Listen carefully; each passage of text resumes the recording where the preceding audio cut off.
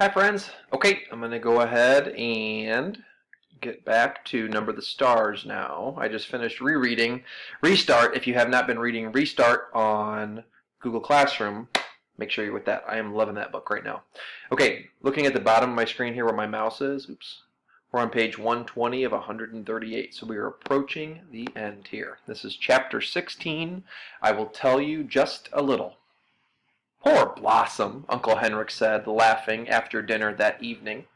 It was bad enough that your mother was going to milk her after all these years of city life, but Anne-Marie, to do it for the very first time? I'm surprised Blossom didn't kick you. Mama laughed too. She sat in a comfortable chair that Uncle Henrik had moved from the living room and placed in a corner of the kitchen. Her leg, in a clean white cast to the knee, was on a footstool. Anne-Marie didn't mind their laughing. It had been funny. When she arrived back at the farmhouse, she had run along to the road to avoid the soldiers who might still be in the woods. Now, carrying nothing, she was in no danger. Mama and Christy were gone. There was a note, hastily written for Mama, that the doctor was taking her into the car to the local hospital and that they would be back soon. But the noise from Blossom, forgotten, unmilked, uncomfortable in the barn, had sent Anne-Marie warily outside with the milking bucket. She had done her best, trying to ignore Blossom's irritated snorts and tossing head, remembering how Uncle Henrik's hands had worked with a firm, rhythmic pulling motion, and she had milked. I could have done it, Christy announced. You only have to pull and it squirts out. I could do it easily. Anne-Marie rolled her eyes. I'd like to see you try, she thought. Is Ellen coming back? Christy asked, forgetting about the cow for a moment. She said she'd make a dress for my doll. Anne-Marie and I will help you make a dress, Mama told her. Ellen had to go with her parents. Wasn't that a nice surprise that the Rosens came last night to get her? She should have walked up and told me goodbye, Christy grumbled, spooning some imaginary food into the painted mouth of the doll that she had propped in the chair beside her. Anne-Marie, Uncle Henrik said, getting up from the table and pushing back his chair. If you come with me now to the barn, I'll give you a milking lesson. Wash your hands first. Me too, Christy said. No, not you too, Mama said. Not this time. I need your help here, since I can't walk very well. You'll have to be my nurse. Christy hesitated, deciding whether to argue. Then she said, I'm not going to be a nurse when I grow up. I'm going to be a nurse when I grow up, not a cow milker, so I have to stay here and take care of Mama. Followed as usual by the kitten, Anne-Marie walked with Uncle Henrik to the barn through a fine misty rain that had begun to fall. It seemed to her that Blossom shook her head happily when she saw Henrik and knew that she would be in good hands again. She sat on the stacked hay and watched while he milked, but her mind was not on the milking. Uncle Henrik, she asked, where are the Rosens and the others? I thought you were taking them to Sweden on your boat, but they weren't there. They were there, he told her, leaning forward against the cow's broadside. You shouldn't know this. You remember how I told you it was safer not to know? But, he went on, as his hands moved with their sure and practiced motion, I will tell you just a little because you are so very brave. Brave? Anne-Marie asked, surprised. No, I wasn't. I was very frightened. You risked your life. But I didn't even think about that. I was only thinking of... He interrupted her, smiling. That's all that brave means. Not thinking about the dangers, just thinking about what you must do.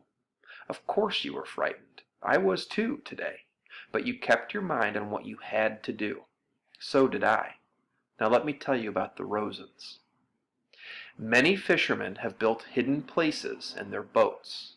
I have too, down underneath. I only have to lift the boards in the right place, and there is room for a few people.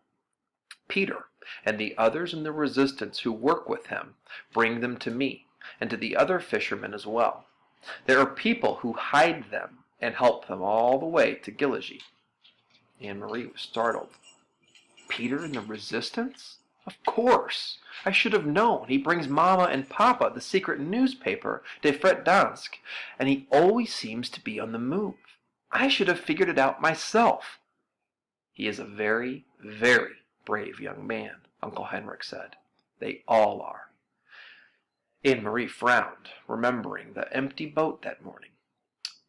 Were the Rosens and the others there, then, underneath, when I brought the basket? Uncle Henrik nodded. I heard nothing, Anne-Marie said. Of course, they had to be absolutely quiet for many hours. The baby was drugged so that it wouldn't wake and cry. Could they hear me when I talked to you? Yes, your friend Ellen told me later that she heard you, and they heard the soldiers who came to search the boat. Anne-Marie's eyes widened. Soldiers came? She asked. I thought they went the other way after they stopped me. There are many soldiers in Gilead and all along the coast. They are searching all the boats now. They know that the Jews are escaping, but they're not sure how, and rarely find them. The hiding places are carefully concealed, and often we pile dead fish on the deck as well.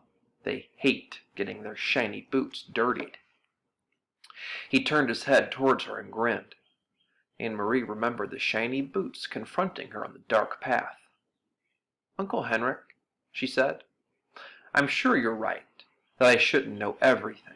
But please, would you tell me about the handkerchief? I knew it was important, the packet, and that's why I ran through the woods to take it to you. But I thought maybe it was a map. How could a handkerchief be important?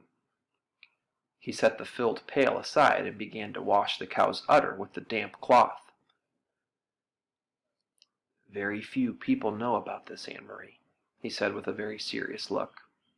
But the soldiers are so angry about the escaping Jews and the fact that they can't find them that they have started to use trained dogs. They had dogs, the ones that stopped me on the path. Uncle Henrik nodded. The dogs are trained to sniff about and find where people are hidden. It happened just yesterday on 2 boats.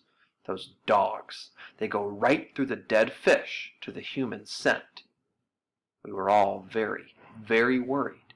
We thought it meant the end of the escape to Sweden by boat. It was Peter who took the problem to scientists and doctors. Some very fine minds had worked together day and night trying to find a solution, and they created a special drug. I don't know what it is, but it was in the handkerchief. It attracts the dogs, but when they sniff at it, it ruins their sense of smell. Imagine that. Anne-Marie remembered how the dogs had lunged at the handkerchief, smelled it, and then turned away. Now, thanks to Peter, we will each have such a handkerchief, each boat captain. When the soldiers board our boats, we simply pull the handkerchief out of our pockets. The Germans will probably think we all have bad colds. The dogs will sniff about, sniff the handkerchief that we are holding, and then roam the boat and find nothing. They will smell nothing. Did they bring dogs to your boat this morning? Yes, not 20 minutes after you had gone. I was about to pull away from the dock when the soldiers appeared and ordered me to halt. They came aboard, searched, found nothing. By then, of course, I had the handkerchief. If I had not, well, his voice trailed off, and he didn't finish the sentence. He didn't need to. If she had not found the packet where Mr. Rosen had dropped it, if she had not run through the woods, if the soldiers had not taken the basket, if she had not reached the boat in time, all of the ifs whirled in Anne-Marie's head. They're safe in Sweden now? She asked. You're sure? Uncle Henrik stood, patted the cow's head, and said, I saw them ashore. There were people waiting there to take them to shelter. They are quite safe there. But what if the Nazis invade Sweden? Will the Rosens have to run away again? That won't happen. For reasons of their own, the Nazis want Sweden to remain free. It's very complicated. Anne-Marie's thoughts turned to her friend, hiding under the deck of the boat, the Ingeborg. It must have been awful for them, so many hours there, she murmured. Was it dark in the hiding place? Dark and cold and very cramped, and Mrs. Rosen was seasick, even though we were on water not very long. It is a short distance, you know, but they are courageous people, and none of that mattered when they stepped ashore. The air was fresh and cool in Sweden. The wind was blowing. The baby was beginning to wake as I said goodbye to them. I wonder if I'll ever see Ellen again, Anne-Marie said sadly. You will, little one. You saved her life, after all. Some day you will find her again. Some day the war will end, Uncle Henrik said. All wars do. Now then, he added, stretching, that was quite a milking lesson, was it not? Uncle Henrik, Uncle Henrik, Anne-Marie shrieked, and she began to laugh. Look, she pointed, the god of thunder has fallen into the milk pail. All right, friends, I do believe we're approaching our last chapter, our last 2 chapters here. Keep in mind, think, the last question I asked you was all about the importance of that handkerchief. Think about what that handkerchief means, how that affects the dogs, and how that gets people to safety. See you soon.